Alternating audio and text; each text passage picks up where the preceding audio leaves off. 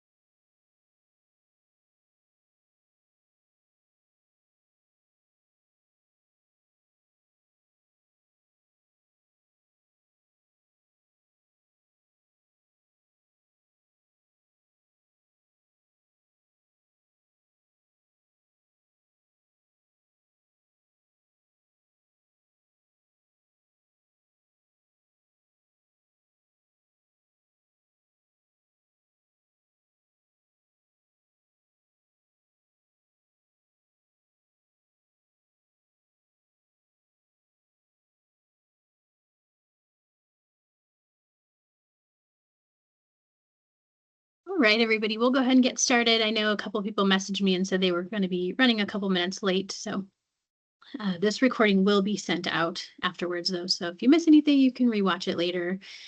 So welcome to the Natural History Crash Course. My name is Julia Cisneros. I'm the coordinator for the 2026 Nature Bowl. So mics should be off whenever you entered, but just go ahead and keep them off while we're doing the presentation. If you have any questions, you can use chat or raise your hand to be called on. And as I said, the presentation is being recorded and will be sent out afterwards. So let's go ahead and get started. So natural history at its most basic level is the scientific study of living organisms that includes the animals, fungi, and plants within their natural environments. But for Nature Bowl, we got to think more broad than that. So to truly understand the natural history of an ecosystem, we need to look at the bigger picture, the cultural history of the land, the non-living or abiotic processes like fire and water that shape the landscape, and the incredible diversity of life that calls that place home. So being a naturalist is really more about careful observation and inquiry. And so it's looking at how every piece of an ecosystem is interconnected in both space and time. And we want our students to see that no species exists in a vacuum. Everything is tied to its habitat and the species around it. Most importantly, being a naturalist is about much more than memorizing scientific names or identifying a list of species. Being a naturalist involves attention to details, a sense of curiosity, and the patience to really look at the world around us.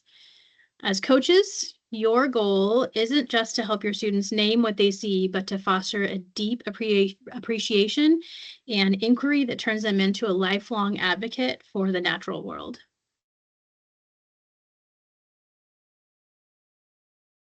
So this quote from Robin Wall Kimmerer really captures the essence of what we're trying to achieve with Nature Bowl. She says, "A living thing cannot be understood until it is known by all four aspects of our being, mind, body, emotion, and spirit." And when we prepare for Nature Bowl, it's really easy to just focus on the mind, the facts, the glossary terms, and the species names. But true conservation and true understanding happens when we engage the whole student. So today we're going to mostly be covering ecosystems and some of the ecosystem dynamics of California.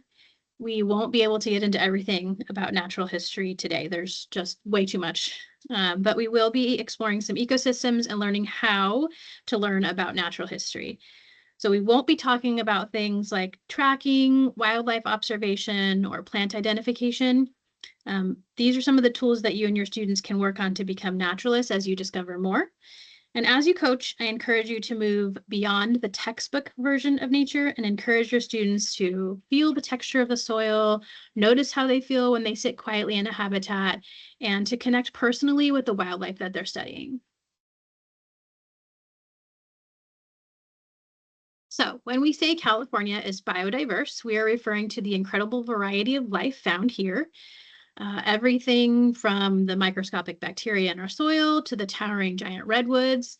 It's important for your students to understand that they aren't just living in any state, they are living in a global biodiversity hotspot, one of the most biologically rich regions in the entire world. In fact, within the United States, California holds the title for the largest number of biotic zones and the greatest number of species. And why is that the case? Well, a huge part of that answer lies in our unique climate and topography.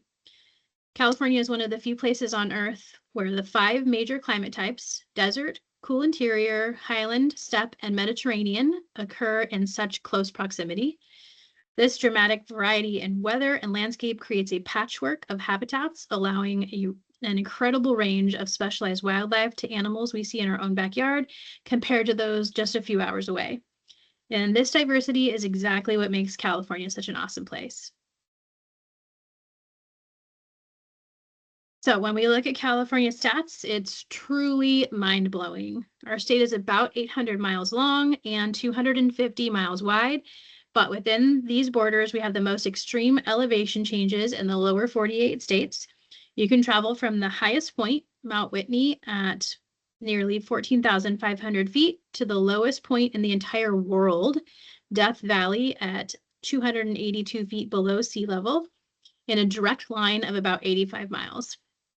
And because of these extremes, over 30% of all plant and vertebrate species in the entire US occur right here in California. We host more than 1,000 species of vertebrates, and an incredible 65% of those are endemic, meaning that they are found absolutely nowhere else on Earth. And our plant life is just as diverse, with over 6,500 types of plants, 2,000 of which are endemic. But it's smaller creatures that really show the scale of our biodiversity. We have over 30,000 species of insects, including 1,600 species of native bees. We also host 52 different types of conifers, including 14 endemic species like the giant sequoia and coast redwood. So when your students are studying, remind them that living in California is essentially like being in a living laboratory. There is so much to explore here.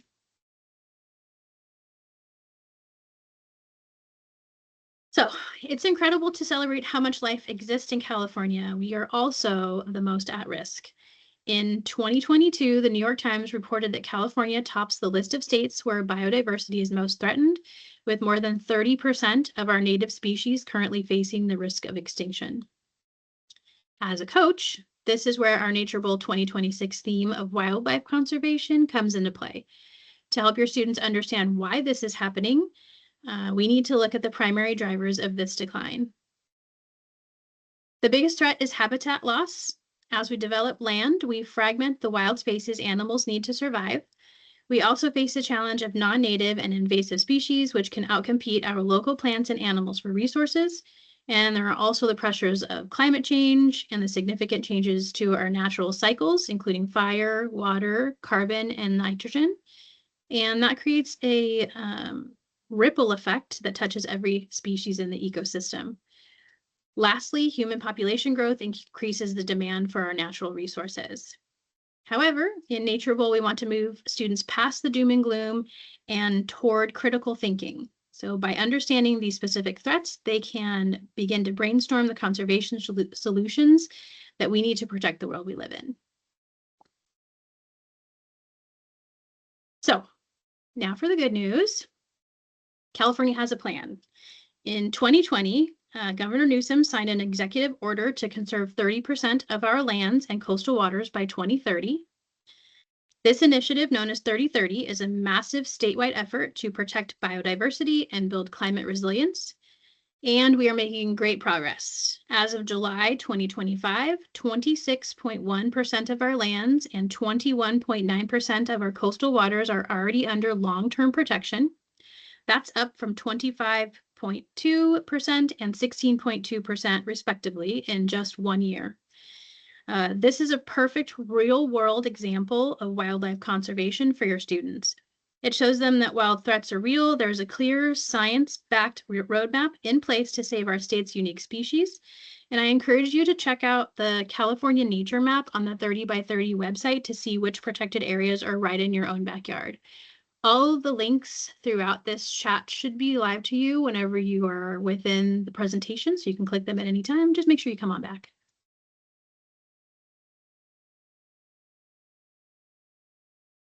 And there's chats, a couple chats. Yes, you will be getting both the slides and the recording afterwards.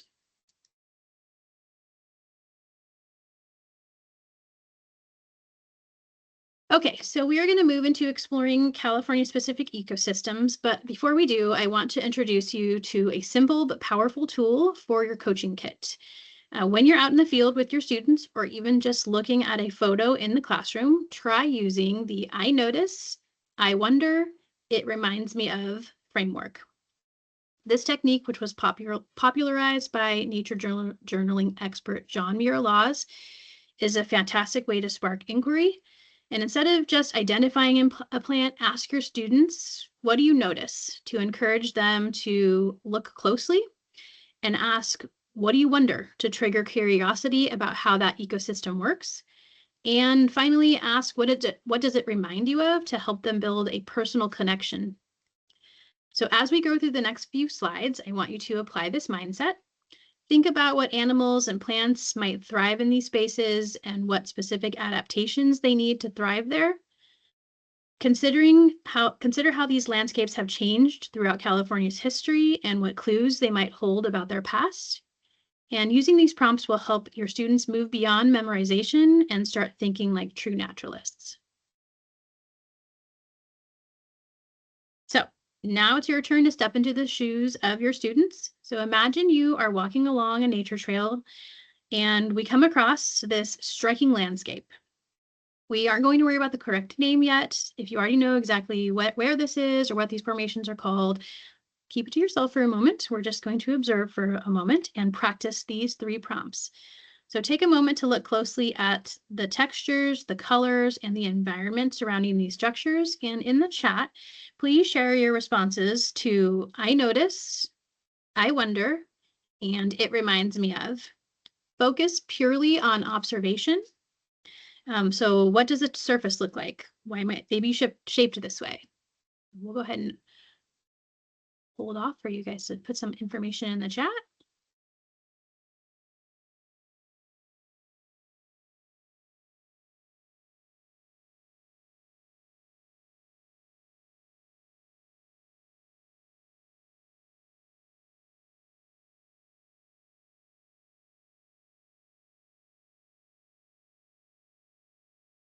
It reminds me of the top of an anthill. Yeah.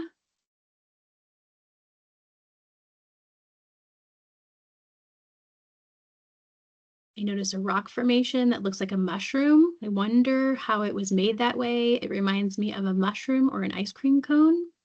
Definitely, that was the first thing I thought too, mushroom.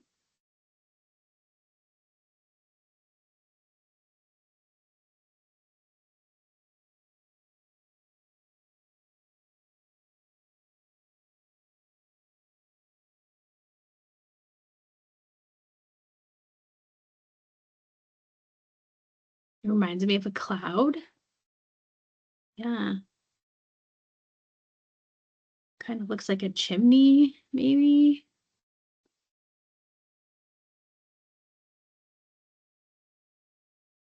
Notice they kind of look like animal statues that are old. I wonder what types of animals can be found here. Ooh, I like that one.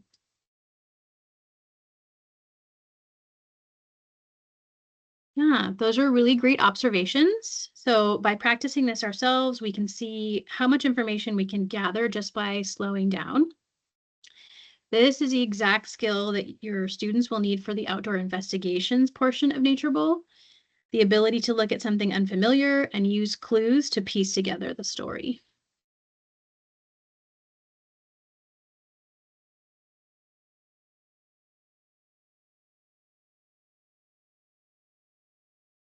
Okay, so these structures are called tufas, which are found at Mono Lake near Yosemite.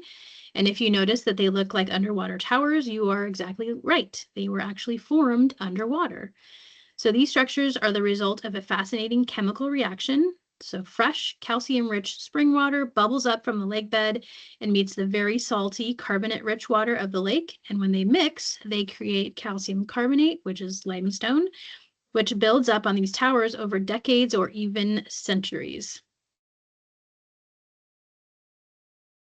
So this is here's the natural history connection though. Why are they visible now?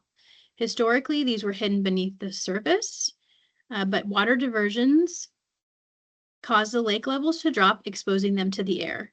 Today, they aren't just geological curiosities, they are vital pieces of the ecosystem. They provide essential nesting grounds for birds like osprey and owls, and they're a key part of the habitat for alkali flies, which are a major food source for migratory birds. So this is a perfect example to show your students how geology, chemistry, and wildlife conservation are all linked. And when we understand the how behind the landscape, we understand why protecting it is so important. When you get the slides after this presentation, you can learn more about the natural history of Mono Lake and the tufas in the link.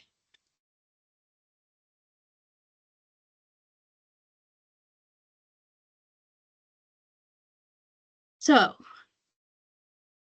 where are we?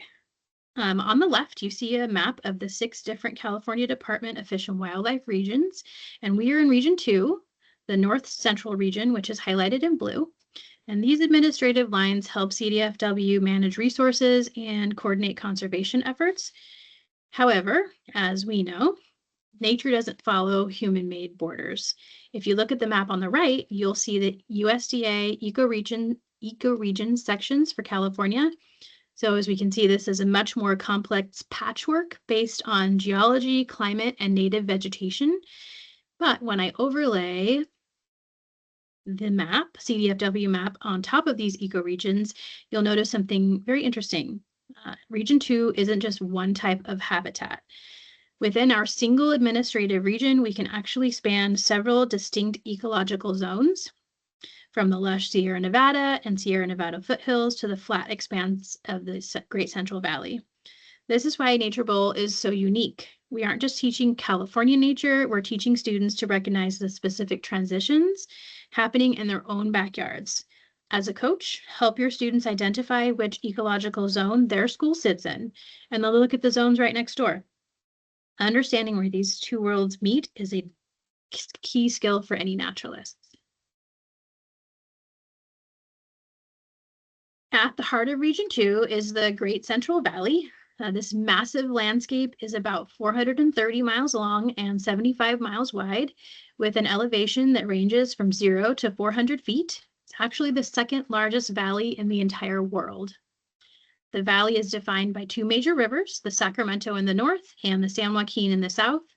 Prehistorically, this area was an inland saltwater sea, and then later in history, it functioned as a seasonal, rushing freshwater lake. This created a complex mosaic of habitats that we see today, including grasslands, wetlands, forests, woodlands, and savannas. One important thing to teach your students about the Central Valley is that flooding is a natural and necessary part of its history. Because the valley acts as a giant catch basin for all the surrounding mountain ranges, it's designed to receive water. And in fact, every form of life that's native to the valley, from the valley oaks to the Chinook salmon, is flood adapted. They don't just survive in water, they often depend on it to complete their life cycles. So as you prepare your teams, encourage them to look for these adaptations and think about how our human efforts to control water impact the wildlife that evolved to thrive in our flood-prone landscape. When we look at the Central Valley today, it's hard to imagine what it looked like prior to 1850. At that time, it was a pristine landscape featuring 22 to 25 million acres of native grassland and oak savanna, along with 5 to 10 million acres of wetland and riparian forest. In a remarkably short window of just 170 years, 99% of that valley has been altered by human development. However, it's a common misconception to think that this land was untouched before 1850. While colonization through the California missions, rancheros, and the gold rush had a drastic and rapid impact on our nature, these were not the first people to shape this land. California's ecosystems have been stewarded by indigenous tribes since time immemorial. The pristine landscape that early settlers described was actually a carefully managed one. Indigenous peoples tended oak woodlands, practiced prescribed burns to maintain health and biodiversity, and cultivated relationships with the land that shaped the very habitats we are going to learn about today. So as coaches, we need to make sure to teach our students that nature includes people.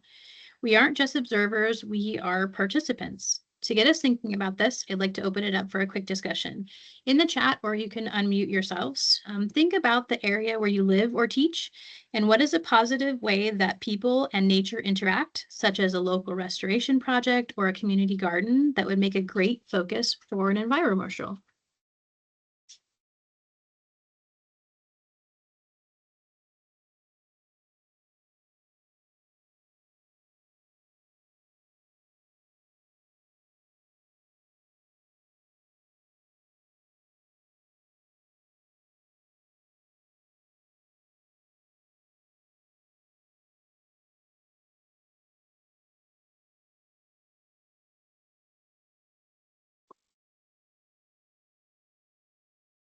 A new walking path was put in at a local park, the Cosumnes River Preserve.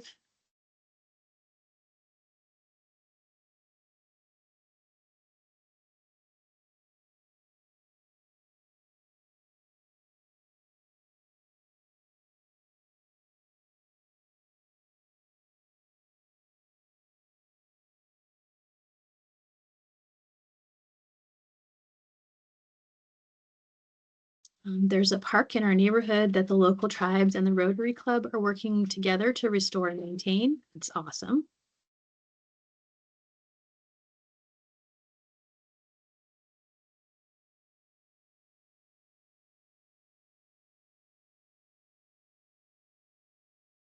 Milkweed beds were planted for monarchs.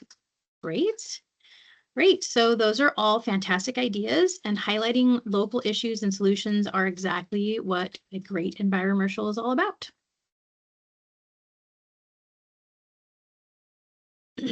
Our Mediterranean climate is incredibly unique and rare. In fact, it's one of only 5 places on Earth where this climate type exists.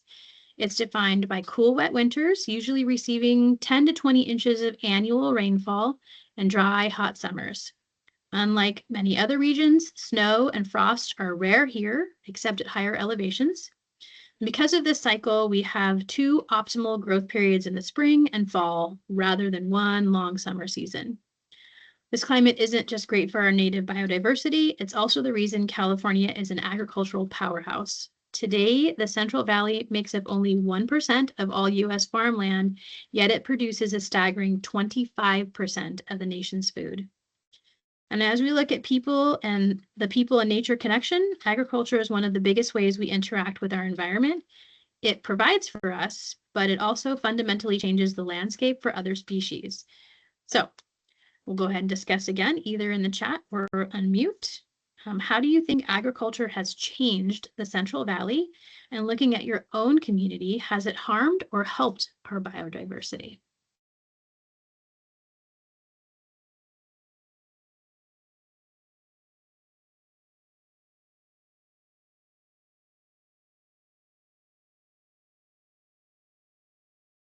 Acres and acres of monoculture.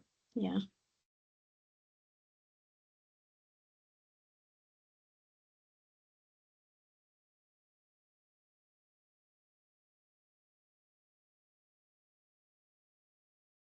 Yes, we will definitely see in the next couple of slides some of the changes that happened because of agriculture.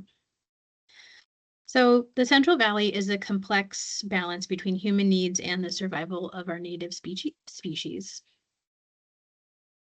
Historically, the Central Valley was a sea of perennial native bunch grasses and wildflowers, and this ecosystem was built on high-frequency fire cycle of just 1 to 2 years. These fires were needed because they cleared out competing vegetation and returned essential nutrients to the soil. And the plants here were incredibly resilient, evolving to handle both seasonal floods and grazing by native wildlife. However, the landscape changed drastically between 1860 and 1880. During this short window, the valley's grasslands were essentially destroyed by massive overgrazing from nearly 8 million head of livestock. Today, our native grasslands are one of the most endangered ecosystems in the state. We've lost so much that less than 1% of our original native grasslands remain.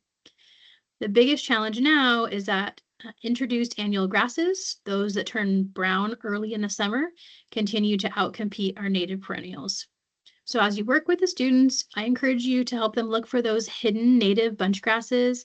While much of the valley looks like a carpet of brownish gold in the summer, finding those remaining pockets of bunch grass is a great way to talk about resilience and the conservation work needed to bring these plants back. Here are some of the organisms that thrive in the California grasslands. Notice how many of these animals, like the burrowing owl and California ground squirrel, depend on the soil for shelter, while others, like the western meadowlark and ethereal spear, rely on the open space to hunt or bloom. And every organism living in this type of habitat has evolved a unique way to thrive in our Mediterranean cycle of wet winters and dry summers. Also in the Central Valley, we have some freshwater and permanent wetlands. So before 1850, the Central Valley was defined by massive freshwater marshes, sloughs, and lakes that followed our river systems. These marshes commonly stretched 1 to 3 miles wide along the riverbanks. The remaining wetlands now comprise part of the Pacific Flyway, a migration route that stretches from the Arctic regions of Alaska to Patagonia in South America. In fact, 70% of the birds traveling this massive migratory route use the Central Valley as a critical stopover or winter destination. And without these refueling stations, many of these species would not be able to survive the journey. The plants here are water specialists, mostly consisting of emergent vegetation, including tule, rush, duckweed, water primrose, willows, and cottonwoods. When you're out with your students, look for these plants. These are the best indicators that you found a permanent wetland ecosystem. Now, seasonal wetlands aren't wet all year. Instead, they flood and dry out following our Mediterranean weather patterns, meaning that every species living here must be a master of timing. You can see here the different forms that these wetlands take, from flooded forests and bottomlands along the rivers to the mudflats and flooded grasslands that serve as massive buffets for migrating shorebirds. We also have vernal pools, which are shallow depressions that fill with winter rain to host unique species such as fairy shrimp before drying up and erupting into rings of wildflowers in the spring. And for your students, these spots are perfect for talking about adaptations. It's a great challenge for them to think about how a plant or animal survives being totally submerged for months and then living in bone-dry conditions for the rest of the year. Seeing these shifts helps them understand that the valley isn't just a static landscape, but a living system that completely changes when it rains. Here are a few of the organisms that live in our California wetlands, from the sandhill cranes and tundra swans that arrive in massive winter flocks to the beaver, which acts as nature's engineer by creating these habitats. Each species relies on the water to survive. You'll notice specialists like the white-faced ibis and snowy egret with their long legs for wading, alongside the tricolor blackbird, a species almost entirely unique to our state that nests in the dense wetland vegetation. And these creatures help show your students just how much life depends on keeping our water systems healthy.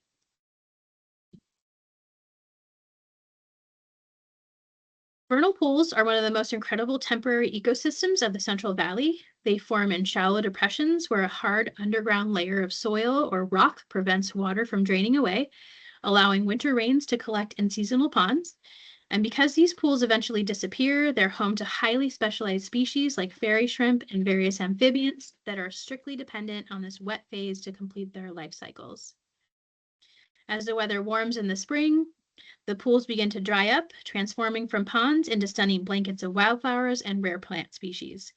One of the most fascinating survival tech strategies here is dormancy. Many seeds and even fairy shrimp eggs can stay dormant in the dry soil for years, just waiting for the next big rain to return.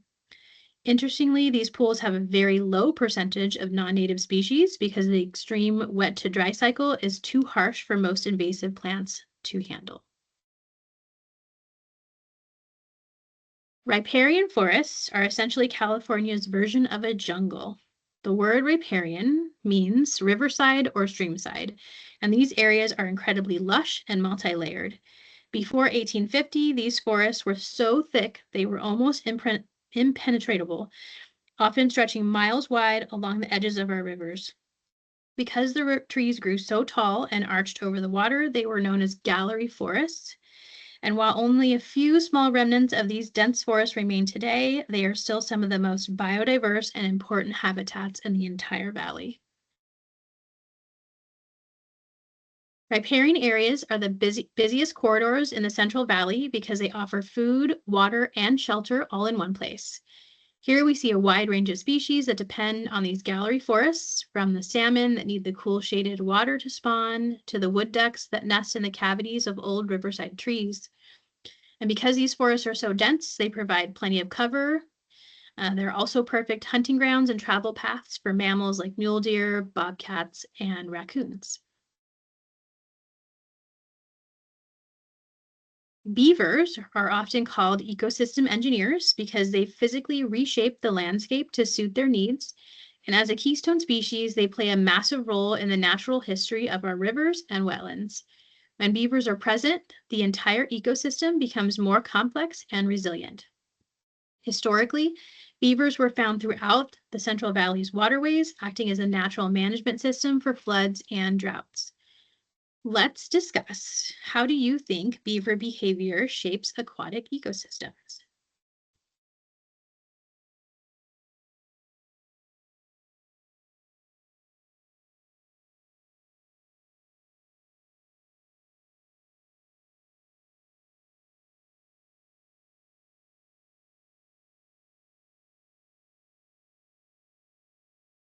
They change the water flow. Dams encourage deeper and shallower areas along the river, changing its course. Yes, they also help filter water, trap sediment, and keep water temperatures cooler for fish. So beavers are ecosystem engineers because they physically build the habitats that hundreds of other species depend on. Because their impact is so far-reaching, talking about beavers is a perfect way to show students how one single animal can change the fate of an entire watershed. While the Central Valley floor is dominated by grasslands and wetlands, Region 2 also includes the dramatic rise of the Sierra Nevada mountains to the east. And as you move from the valley floor toward the peaks, The landscape shifts through distinct biotic zones based on elevation. You start in the valley, grasslands, and quickly transition into chaparral and foothill woodlands as the terrain climbs. Further up, the environment changes into dense yellow pine and lodgepole red fir forests, eventually reaching the subalpine and alpine zones where the conditions are too harsh for most trees to grow. Each of these zones supports entirely different communities of plants and animals, all within a relatively short drive from the valley floor. This vertical variety is a huge part of what makes our region's biodiversity so unique. As we move up from the valley floor, we enter the foothills, which ring the Great Central Valley and cover roughly 10 million acres. This zone sits between 100 and 3,000 feet in elevation and acts as a transition area between the flat grasslands and the high mountains. The landscape here is a rugged mixture of oak woodlands and chaparral. It's characterized by hardy, drought-resistant shrubs and iconic oak trees that have adapted to the rocky soil and the heat of the lower slopes. For your students, the foothills are a great place to observe how even a slight change in elevation and terrain can completely shift the types of plants and animals that call an area home. Within the foothills, the landscape shifts depending on how many trees are packed into an area. It changes from open oak savannas with fewer than 20 trees per acre into denser oak woodlands with more than 60 trees per acre. This ecosystem isn't just oaks, though. It's a diverse patchwork community where you'll find foothill pines, California buckeyes, and California sycamores growing alongside various shrubs, grasses, and wildflowers. Everything in this community is built to survive the Mediterranean climate, meaning these plants are highly adapted to both long droughts and periodic fires.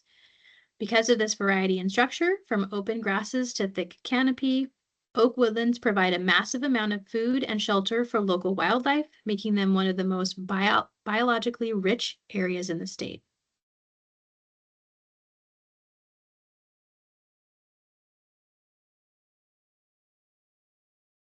California is truly the land of oaks, hosting 20 native species and just as many hybrids. Each species has its own niche. For example, the valley oak, my favorite, is the largest and sticks to the valley floor, while the blue oak defines the hotter foothills. We also have live oaks like the interior and canyon live oaks, which are non-deciduous and keep their green leaves all year round. Beyond being just beautiful trees, oak woodlands are essential for the health of our environment. They help develop rich soil, protect our watersheds by slowing down runoff, and improve the air we breathe. Every single part of an oak tree, from the deep roots to the canopy, supports life. In fact, these trees sustain thousands of species, including acorn woodpeckers, mule deer, bears, and even people. So let's dive into that a little further. In the chat, how have humans interacted with oak trees throughout history? What are some ideas you guys can think of?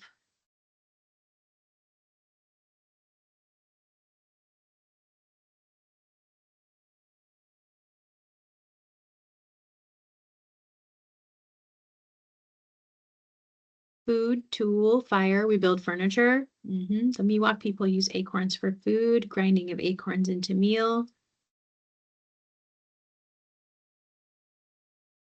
Yep. Yeah, those are all great ways that we used our oak trees throughout history. So the relationship between people and oaks is one of the oldest and deepest in California history. Great job. Oak woodlands are some of the most active habitats in our region, and here we can see how different animals have adapted to life here, from the acorn woodpecker and the northern flicker that use the trees for granaries and nesting, to the ringtail and mountain lion that hunt within the dense shadows of the canopy. And even on the ground, species like the Gilbert skink and California king snake are able to find refuge among the fallen leaves and roots. Chaparral is a rugged ecosystem that mostly occurs on steep slopes with southern exposure. Unlike the woodlands we just discussed, this is a dense, tightly intertwined scrub community with a closed canopy and very few, if any, trees. These plants are masters of drought and often grow in unique shallow soils that are high in metals such as serpentine and gabbro. And you'll see a lot of allelopathy here, which is when plants release chemicals into the soil to prevent other species from growing too close. When it comes to fire, chaparral is both highly adapted and dependent on a natural cycle of 20 to 25 years. And these aren't like relatively cool grassland fires. These are hot, all-consuming blazes where surface temperatures can skyrocket to over 1,000 degrees Fahrenheit. While the surface is scorched, the subsurface soil stays cool enough for life to survive. Many chaparral plants have hard-coated seeds that actually require the intense heat of a fire to crack open, while others need the chemicals found in ash to neutralize allelopathic materials so they can finally germinate.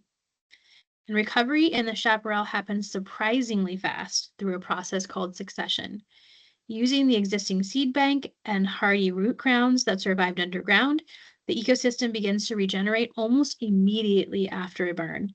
In fact, it only takes about 6 years for the scrub community to reach mature state with a full closed canopy again.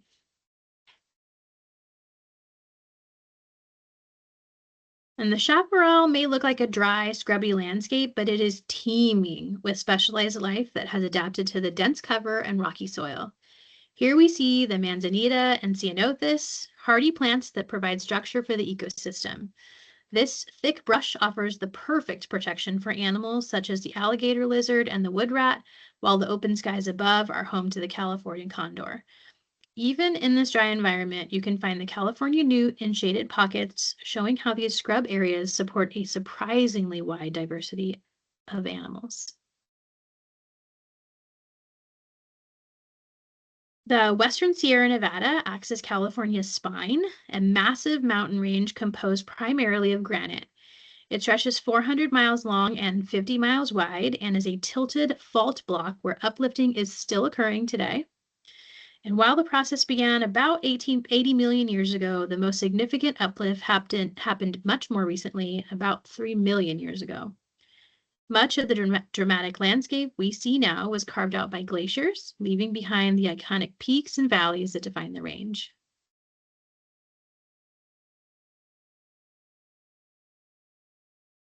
Weather in the Sierra Nevada is defined by dramatic shifts in climate as you move both south and upward. Generally, precipitation increases with elevation until you hit about 8,000 feet, after which it begins to decrease. You also see a distinct trend from north to south, with overall precipitation dropping as you move toward the southern end of the range. The most significant pattern, however, is the profound rain shadow effect created as you move from west to east. As moisture-rich air from the Pacific is forced over the mountains, it cools and drops rain or snow on the western slopes, leaving the eastern side much drier. Elevation also brings harsher conditions. For every 1,000 feet you climb, the temperature drops by 3 to 5 degrees Fahrenheit. As you go higher, the soil becomes shallower, oxygen levels drop, UV radiation intensifies, and both wind frequency and speed increase significantly.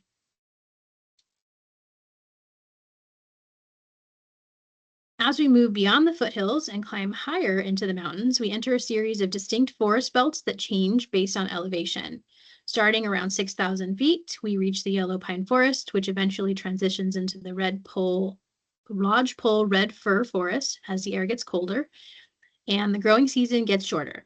These montane zones are where you find California's most iconic conifer forests, which eventually give way to the subalpine forest near the tree line. Once we reach the limit where trees can no longer grow, we get to the alpine zone, which sits at the very top of the range. It's a very harsh, rocky environment, but it's not the only extreme landscape in California.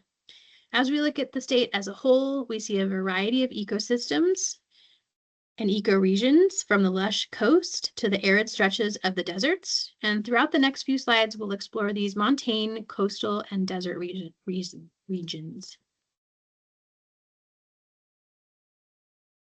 So first, stepping into the lower montane zone, which sits between 3,000 and 6,000 feet, we find ourselves in the classic yellow pine forest. This area is mostly coniferous and receives a significant amount of water, with annual precipitation ranging between 25 and 80 inches.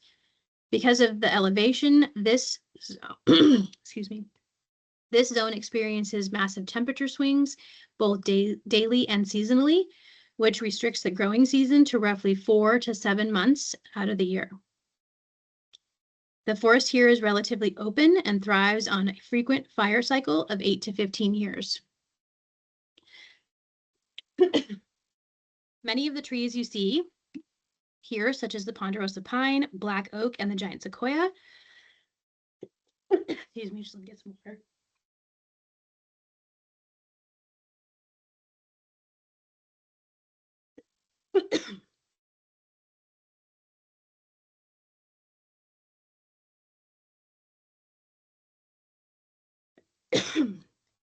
Are not just fire adapted, but are actually fire dependent. These natural blazes are essential for clearing out old leaf litter and scrub, recycling nutrients back into the soil, and even triggering certain cones and seeds to open so the next generation can grow. This zone is also home to a variety of trees beyond the pines and sequoias, including incense cedar, Jeffrey pine, white fir, sugar pine, and Douglas fir. Each of these species plays a role in a complex ecosystem that provides a transition between the lower foothills and the much harsher conditions found at higher altitudes.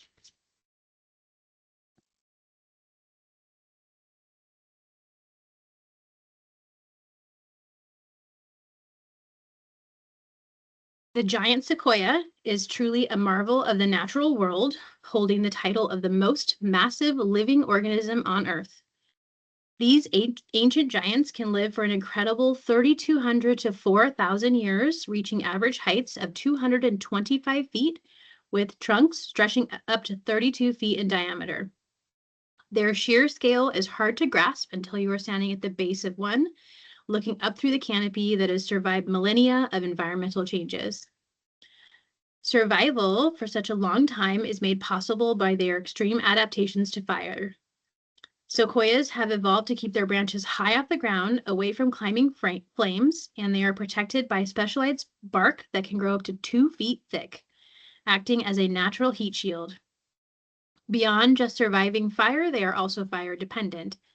Because they only grow from seeds, they rely on the heat of a blaze to dry out and open their cones, while the fire itself clears the forest floor to provide the bare, nutrient-rich soil their seedlings need to sprout. Fun fact, you can tell if a conifer is fire dependent by looking at where its cones are placed. If the cones are tightly clustered or hugging the trunk or branches, this means they're fire dependent. They are trying to make sure they don't lose those seeds before a fire comes to open the cones. As we climb into the upper montane zone between 6,000 and 8,500 feet, the landscape shifts into what is often called the snow forest. Here, the red fir and lodgepole pine grow, forming a deep coniferous belt interspersed with lush wet meadows. While the total precipitation is slightly lower than the zone below, approximately 80% of it falls as snow, resulting in a snowpack that can persist for an average of 200 days a year. This environment is defined by its brevity, offering plants only a narrow 4-month window to grow before the winter return. The trees in this zone have evolved remarkable physical traits to handle the crushing weight of the snow. Most are spire-shaped to shed heavy loads, and their foliage is incredibly bendable, allowing branches to bow without snapping under feet of snow. Interestingly, young saplings actually rely on the snow for survival and use it as an insulating blanket to protect themselves from lethal wind chills and freezing nighttime temperatures.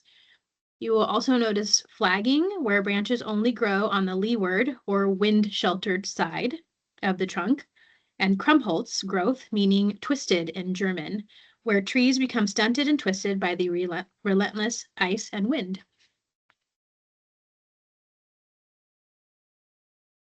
The subalpine zone, stretching from 8,500 to 11,000 feet, is a landscape defined by extreme environmental pressures. Here, an annual 30 inches of precipitation falls almost exclusively as snow, leaving plants with an extremely short growing season of only 7 to 9 weeks. The trees that endure these heights, such as the foxtail pine, mountain hemlock, white-barked pine, and the ancient bristlecone pine, must contend with soil that is thin or entirely non-existent, making it nearly impossible to hold nutrients or liquid water. These species face constant stressors, including high-velocity icy winds, the massive physical weight of snowpack, and periods of extreme drought when water is locked away in non-melting snow. To survive these conditions, organisms have developed specialized physical adaptations. Instead of growing tall and vulnerable, trees are often multi-trunked or exhibit the stunted, twisted forms of krummholz and flagging to minimize wind resistance. Plants are typically slow-growing perennials that can live for centuries. Many plants maintain low ground profiles and have deep taproots to anchor themselves in rocky crevices, often keeping most of their biological mass safely protected underground where temperatures are more stable. The bristlecone pine is a true marvel of endurance, found primarily in the high altitude reaches of the Eastern Sierra and White Inyo Mountains. These trees are recognized as the oldest living individual organisms on Earth, thriving in conditions that would be fatal to most other life forms. While their average lifespan ranges from 500 to 1,000 years, many individuals far exceed that mark, surviving through millennia of harsh weather and changing climates. The current record holder for the oldest living tree is a bristlecone named Methuselah, which has been verified at an incredible 4,857 years old. Because these trees grow so slowly and their wood is extremely dense and resistant to rot, they serve as a living library for scientists. By studying their tree rings, researchers have been able to document environmental data and the history of these forests as far back as 8,500 years.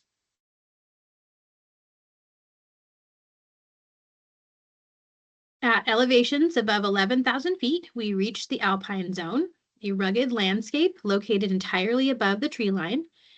The environment here is so challenging that the growing season is compressed to a mere 40 to 70 days. Interestingly, many of the plants found here are considered prehistoric and share evolutionary relationships with desert species. This community consists primarily of perennial forbs, grasses, and sedges, with very few annuals present and a low percentage of non-native species. Life in this zone faces extreme daily stressors, including nightly frost year-round and temperatures that can plummet to minus 40 degrees. These organisms must also withstand intense sunlight, poor or non-existent soil, and long, brutal winters. High winds are virtually constant, and the summer growing season is cool and dry. To survive, alpine plants have developed specialized adaptations like hugging the ground in dense mats to avoid the wind. They often have 5 times more biological mass underground than above, supported by deep taproots. Because traditional pollination can be difficult in these conditions, many plants utilize asexual reproduction or act as self-pollinators. You can also see physical traits like succulents and hairy stems to conserve moisture and heat, along with flashy flowers designed to attract the few available pollinators as quickly as possible.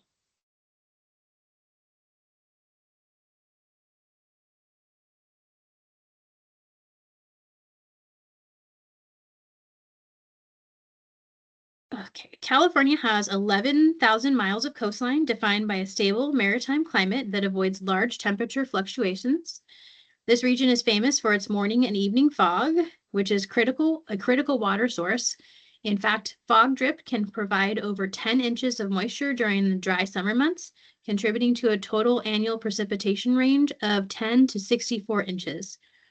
Because of this unique moisture profile, the coast supports a huge variety of habitats, including sandy beaches, dunes, rocky headlands, terraces, estuaries, prairies, and dense forests. However, as you cross over into the eastern side of the coastal ranges, the landscape shifts back into drier foothills characterized by chaparral and oak woodlands. This creates a sharp contrast between the lush, fog-fed coast and the more arid inland slopes. Now, let's see if you remember something we learned earlier. Type your answer to this question in the chat. Why do you think the environment is drier on the eastern side of the coastal range?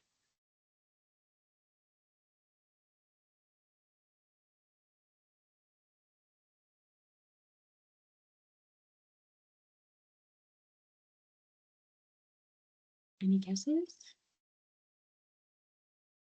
Rain shadow. Another example of the rain shadow. Yep. Water gets sucked out as it rises. Yeah, that's the classic rain shadow effect. And that's why we have such a different world just miles apart.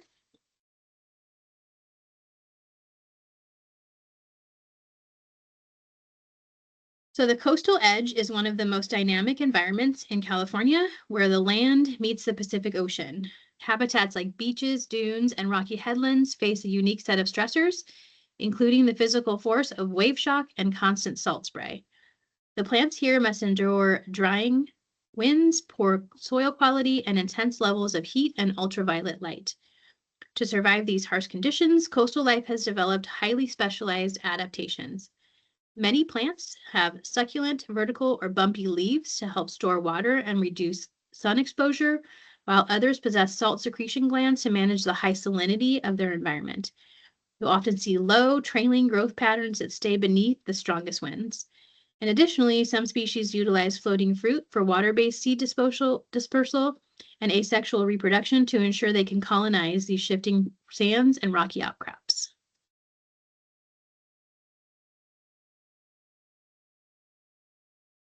The coast redwood forest is a temperate rainforest dominated by coast redwood, which is the tallest living organism on Earth, reaching heights of up to 369 feet.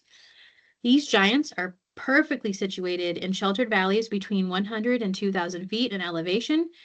And while they take about 500 years to reach maturity, they can live for over 2,200 years.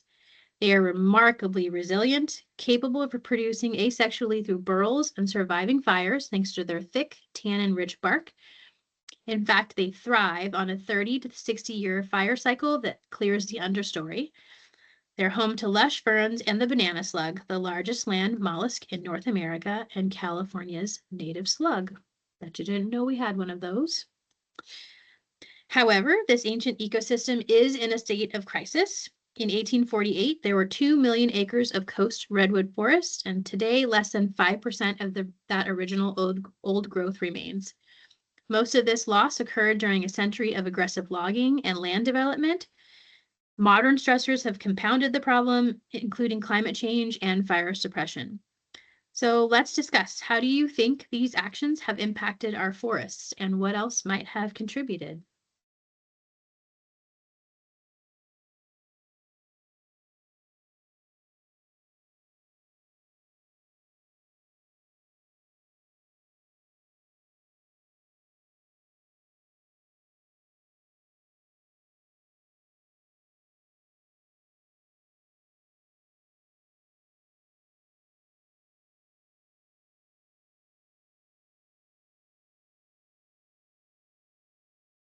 Taking away the habitat through development, there isn't space for them.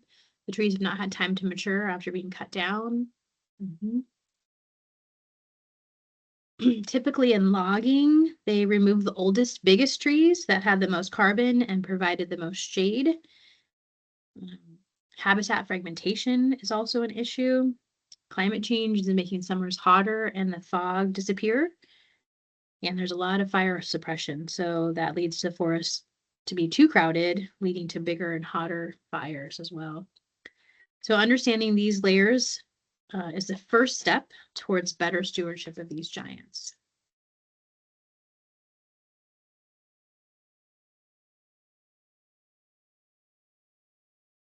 So California's deserts are divided into 3 distinct regions, each defined by its temperature and plant life. The Great Basin is our cold, high-altitude desert where plant growth is restricted to the spring. Here you'll find sagebrush and juniper, but notably, no cacti. In contrast, the Colorado Desert, part of the larger Sonoran system, is a hot desert where plants like the giant saguaro and various cacti can grow any time of year as long as there is some precipitation. The Mojave Desert acts as a middle ground and is California's largest desert. It's a warm desert with granite mountains and vast sand dunes. Growth here primarily happens in the winter, supporting iconic species like the Joshua tree, creosote bush, and cholla. Where there are some cacti in the Mojave, the landscape is dominated by these specialized shrubs and yuccas that have developed and adapted to its unique seasonal patterns. So at the end of the day, Nature Bowl isn't just a competition. Our goal is to foster true connections, spark inquiry, and build lasting relationships with nature. By participating, you are giving your students a rare opportunity to practice connecting with the natural world and to deeply understand their place within it. You don't have to be an expert in natural history to be a successful coach. Being a naturalist is really about supporting curiosity, providing the tools for exploration, and practicing the art of patience and observation. Instead of just teaching students about what exists, we want to teach them how to think critically about the who, what, when, and why. We want them to be comfortable not knowing an answer immediately. Your role is to help them ask questions, use environmental clues, and discover the world on their own. We'll end our crash course with a list of resources to help you and your students on this journey. You'll find links to field guides, educational videos, nature podcasts, and interactive websites to support your team's exploration. You can click these links now or wait until the recording of this presentation and the slides are sent out. Thank you all for joining us. Does anyone have any questions?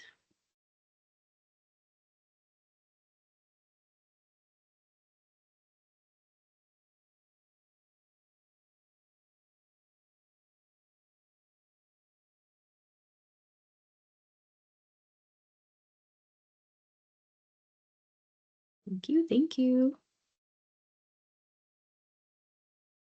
All right. Well, if there are no questions, we'll go ahead and end early. Thank you guys for joining us, and we'll see you soon.